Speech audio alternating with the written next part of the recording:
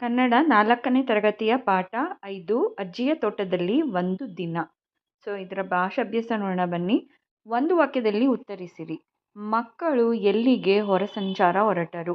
ಮಕ್ಕಳು ಕಿಶೋರನ ಅಜ್ಜಿಯ ತೋಟಕ್ಕೆ ಗುರುಗಳೊಂದಿಗೆ ಹೊರ ಸಂಚಾರ ಹೊರಟರು.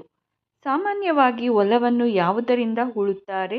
ಸಾಮಾನ್ಯವಾಗಿ ಹೊಲವನ್ನು ಎತ್ತು, ನೇಗಿಲು, ನೊಗ, ಕೋಣಗಳನ್ನು ಬಳಸಿ ಉಳುತ್ತಾರೆ.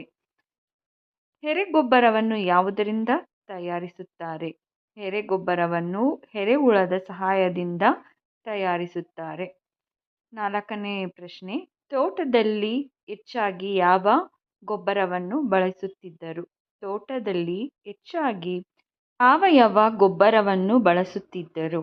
ಶೀಲಾ ಅಜ್ಜಿಯ ಮನೆಯ ಅಂಗಳದಲ್ಲಿ ಯಾವ ಯಂತ್ರವನ್ನು ನೋಡಿದಳು? ಶೀಲಾ ಅಜ್ಜಿ ಮನೆಯ ಅಂಗಳದಲ್ಲಿ ಗದ್ದೆ ಉಳುವ ಯಂತ್ರವನ್ನು ನೋಡಿದಳು. 2-3 ವಾಕ್ಯಗಳಲ್ಲಿ ಉತ್ತರ ಬರೆಯಿರಿ. ಅಜ್ಜಿಯ ತೋಟದಲ್ಲಿ ಯಾವ ಯಾವ ಗಿಡಗಳಿದ್ದವು? ಅಜ್ಜಿಯ ತೋಟದಲ್ಲಿ ಬಾಳೆ, ಅಡಿಕೆ, ತೆಂಗು, ಕಾಡು ಮೆಣಸು, ಕಾಫಿ, ಏಲಕ್ಕಿ ಗಿಡಗಳಿದ್ದವು. ಉಳುಮೆಯ ಬಗ್ಗೆ ಗುರುಗಳು ನೀಡಿದ ವಿವರಣೆ ಏನು? ಹಿಂದೆ ನೇಗಿಲು, ನೊಗ, ಎತ್ತು, ಕೋಣ ಬಳಸಿ ಹೊಲ ಉಳುತ್ತಿದ್ದರು. ಆದರೆ ಈಗ ಹೊಸ ಸಾಧನಗಳನ್ನು ಬಳಸಿ ಹೊಲ ಉಳುತ್ತಾರೆ ಎಂದು ಗುರುಗಳು ಉಳುಮೆಯ ಬಗ್ಗೆ ವಿವರಣೆ ನೀಡಿದರು. 3rd ಕ್ವೆಶ್ಚನ್, ಇಂಗುಗುಂಡಿಯ ಪ್ರಯೋಜನಗಳೇನು? ಇಂಗುಗುಂಡಿಗಳ ಮೂಲಕ ಮಳೆಯ ನೀರನ್ನು ಇಂಗಿಸಿದರೆ ಭೂಮಿಯಲ್ಲಿ ಅಂತರ್ಜಲ ಹೆಚ್ಚುತ್ತದೆ ಮತ್ತು ಬಾವಿಯಲ್ಲಿ ಎಂದಿಗೂ ನೀರು ಕಡಿಮೆಯಾಗುವುದಿಲ್ಲ. ಹೊಂದಿಸಿ ಬರೆಯಿರಿ. ಎರೆಹುಳು ರೈತನ ಮಿತ್ರ, ಕೋಕೋ ಚಾಕೊಲೇಟು, ತೆನೆ ಭತ್ತ, ಮಳೆಕೊಯ್ಲು ಅಂತರ್ಜಲ, ಹಟ್ಟಿಗೊಬ್ಬರ ಸಾವಯವ ಗೊಬ್ಬರ. ಕೊಟ್ಟಿರುವ ಪದಗಳನ್ನು ಬಳಸಿ ಸ್ವಂತ ವಾಕ್ಯ ರಚಿಸಿ. ಕಿರುಚು, ಮನೆಯಲ್ಲಿ ಹಾವನ್ನು ನೋಡಿ ನಾನು ಕಿರುಚಿದೆ. ಹೊರ ಸಂಚಾರ, ನಮ್ಮ ಶಾಲೆಯಿಂದ ಐತಿಹಾಸಿಕ ಸ್ಥಳಗಳಿಗೆ ಹೊರ ಸಂಚಾರಕ್ಕೆ ಹೋಗಿದ್ದೆವು. ಆರೈಕೆ, ನಮ್ಮ ಪೋಷಕರು ನಮ್ಮನ್ನು ಪ್ರೀತಿಯಿಂದ ಆರೈಕೆ ಮಾಡುತ್ತಾರೆ. ಹುಲುಸಾಗಿ, ಸಾವಯವ ಗೊಬ್ಬರ ಬಳಸಿದರೆ ಹುಲುಸಾಗಿ ಬೆಳೆ ಬೆಳೆಯುತ್ತದೆ. ಗುಂಪಿಗೆ ಸೇರದ ಪದ ಆರಿಸಿ ಬರೆಯಿರಿ. ತೆಂಗು, ಅಡಿಕೆ, ಬಾಳೆ, ಭತ್ತ. ಬಂತ ಗುಂಪಿಗೆ ಸೇರದ ಪದ. ಮೊಲ, ಹಂದಿ, ಮುಂಗುಸಿ, ಚಿಟ್ಟೆ. ಚಿಟ್ಟೆ ಗುಂಪಿಗೆ ಸೇರದ ಪದ. ಸೀಬೆಕಾಯಿ, ಸಪೋಟ, ಅನಾನಸು, ಕೋಕೋ. ಕೋಕೋ ಗುಂಪಿಗೆ ಸೇರದ ಪದ. ಕೆಳಗಿನವುಗಳನ್ನು ಕೂಡಿಸಿ ಬರೆಯಿರಿ.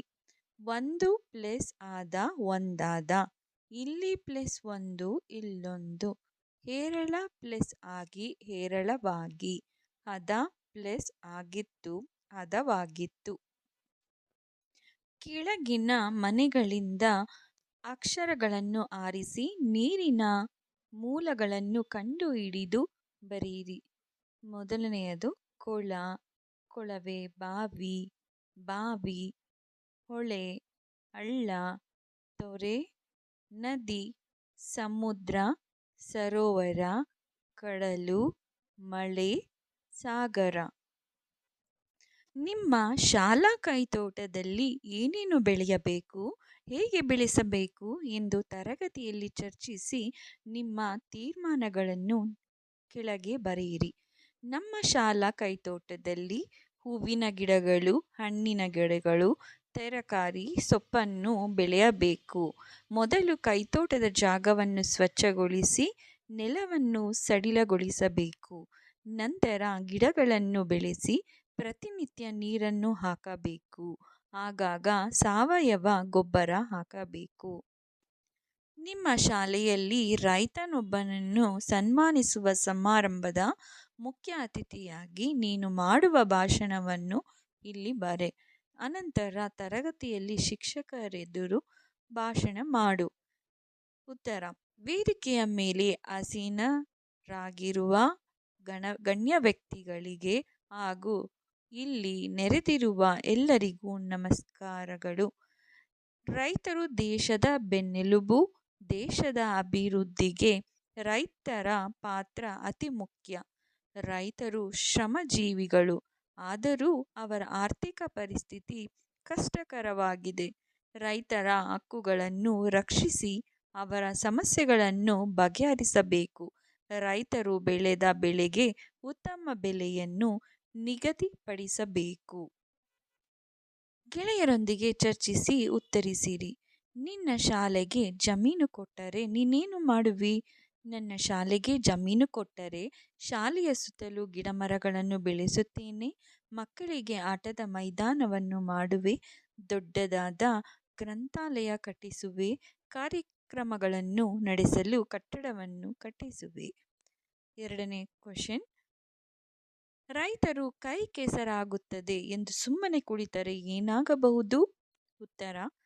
ರೈತರು ಕೈ ಕೆಸರಾಗುತ್ತದೆ ಎಂದು ಸುಮ್ಮನೆ ಕುಳಿತರೆ ಎಲ್ಲರೂ ಆಹಾರ ಸಿಗದೆ ಸಂಕಷ್ಟಕ್ಕೆ ತಲುಪುತ್ತಾರೆ. ದೇಶದ ಆರ್ಥಿಕ ಪರಿಸ್ಥಿತಿ ಕುಂಠಿತವಾಗುತ್ತದೆ. ವಾಕ್ಯದಲ್ಲಿ ಬಿಟ್ಟಿರುವ ಸ್ಥಳಕ್ಕೆ ಸರಿಯಾದ ಪದ ತುಂಬಿ. ಕಿಶೋರನ ಅಜ್ಜಿಯ ಮನೆ ಡ್ಯಾಶ್ ತಪ್ಪಲಿನಲ್ಲಿದೆ. ಬೆಟ್ಟದ ತಪ್ಪಲಿನಲ್ಲಿದೆ. ಮನೆಯ ಹಿಂದಿನ ಗುಡ್ಡದಲ್ಲಿ ಡ್ಯಾಶ್ ತೋಟಗಳಿವೆ.